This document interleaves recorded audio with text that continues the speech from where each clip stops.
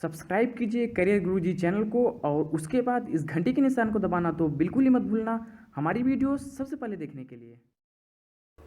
दोस्तों, आप सभी ने कभी न कभी यह जानने की ज़रूर कोशिश की होगी कि कौन सा गवर्नमेंट ऑफिसर है इंडिया में जो सबसे ज़्यादा सैलरी पाता है।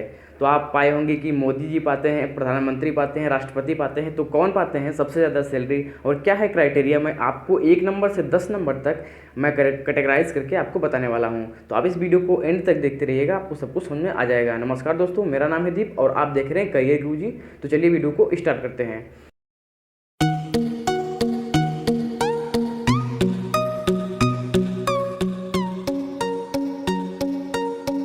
देखिए, यदि सैलरी की बात करें तो हम यहाँ पे गवर्नमेंट ऑफिसर की सैलरी की बात करेंगे।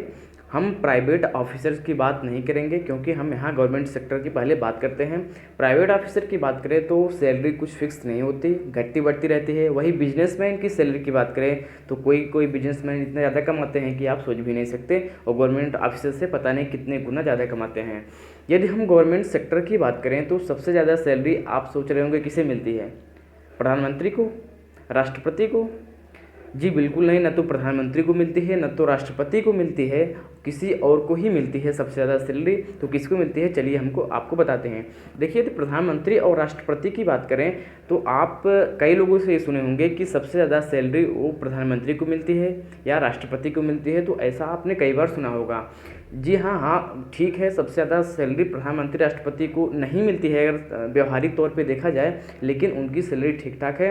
यदि हम प्रधानमंत्री की सैलरी की बात करें तो पर मंथ इस समय प्रधानमंत्री की सैलरी, भारतीय प्रधानमंत्री की सैलरी 1,60,000 रुपये प्रति मंथ है। वही यदि राष्ट्रपति की बात करें तो वह भी इसी के आसपास है, 1,60,70,000 के आसपास। लेकिन कुछ इसे बढ़ाने की मांग की जा रही है, वो कब तक बढ़ेगी ये देखने वाली बात होगी।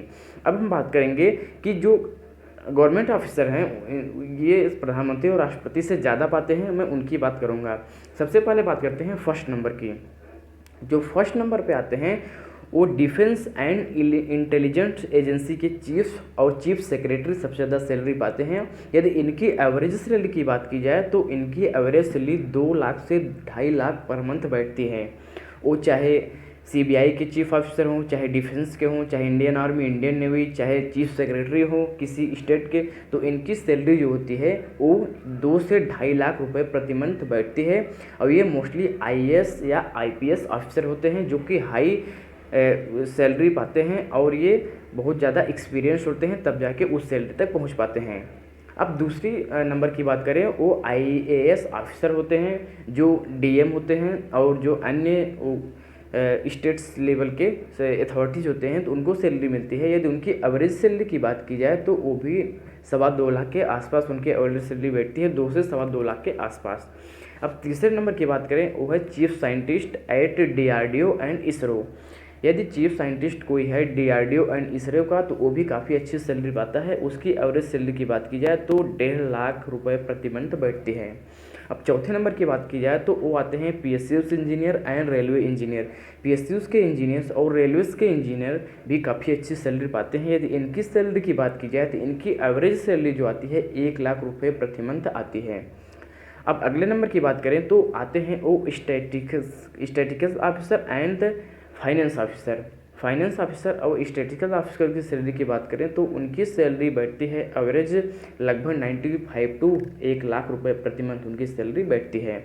अब अगले नंबर की बात करें वो आते हैं डॉक्टर्स। जो डॉक्टर एमबीबीएस होते हैं और किसी गवर्नमेंट सेक्टर में काम कर रहे होते हैं तो उनकी सैलरी भी अच्छी खासी होती है। उनकी सैलरी जो आती है वो लगभग 90 टू 95,000 पर मंथ बैठती है। अब अगले नंबर की बात करें, 7वें नंबर की बात, तो वो आते हैं Indian coast guard chief officer.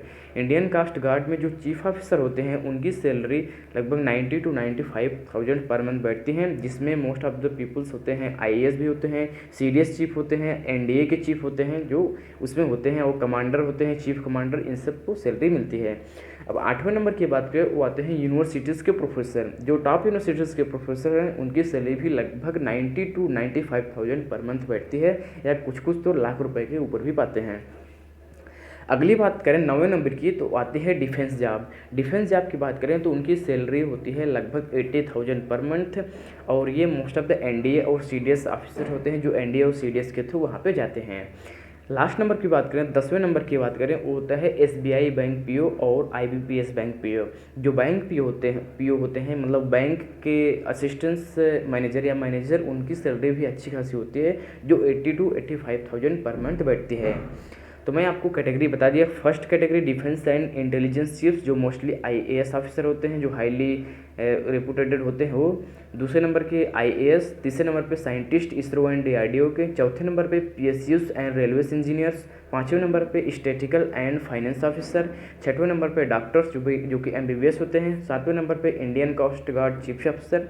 आठवें नंबर पे यूनिवर्सिटीज़ के प्रोफेसर। नौवें नंबर पे defence job like NDA and CDS. और 10वें नंबर पे एसबीआई बैंक पीओ और आईबीपीएस बैंक पीओ। तो ये मैंने कैटेगराइज किया कुछ गवर्नमेंट ऑफिसर की सैलरी की कुछ रैंक। हालांकि सैलरी जो है वो डिफरेंट होती है। आप ये जानते होंगे, आप किसी जॉब को ज्वाइनिंग करते हैं तो आपको कम सैलरी मिलती है, वही आप जब हाई लेवल पे पहुंचते हैं तो आपकी सैलरी ऑटोमेटिकली एक्सपीरियंस के बल पे बढ़ जाती है। तो मैं एक एवरेज सैलरी की बात की, तो इसमें शायद आपको चीज़ें समझ में आई होंगी। तो आप बिल्कुल ये भूल जाइए कि सबसे ज़्यादा सैलरी जो है प्रधानमंत्री मोदी जी को मिलती है या राष्ट्रपति जी को मिलती है, तो ऐसी बात नहीं है। सैलरी जो है मिलती है मैक्सिमम जो है सबसे ज़्यादा defence and intelligence chief officers को मिलती है, उसके बाद आईएएस, और तब जाके प्रधानमंत्री मोदी जी और राष्ट्रपति जी आते हैं। हालांकि ये लोग गवर्नमेंट ऑफिसर कहाँ कहे जाएंगे, ये तो लोकतंत्र के एक हिस्सा है, तो गवर्नमेंट ऑफिसर के कैटेगरी में भी नहीं आते। तो मैं आपको इसे बता दिया। तो फिलहाल के लिए इस वीडियो में इतना ही। शायद वीडियो पसंद आई होगी। वीडियो पसंद आई हो तो लाइक कीजिए, शेयर कीजिए और चैनल को सब्सक्राइब जरूर कीजिएगा। फिलहाल के लिए इस वीडियो में इतना ही। अगली वीडियो के साथ फिर मिलेंगे, तब तक के लिए नमस्कार।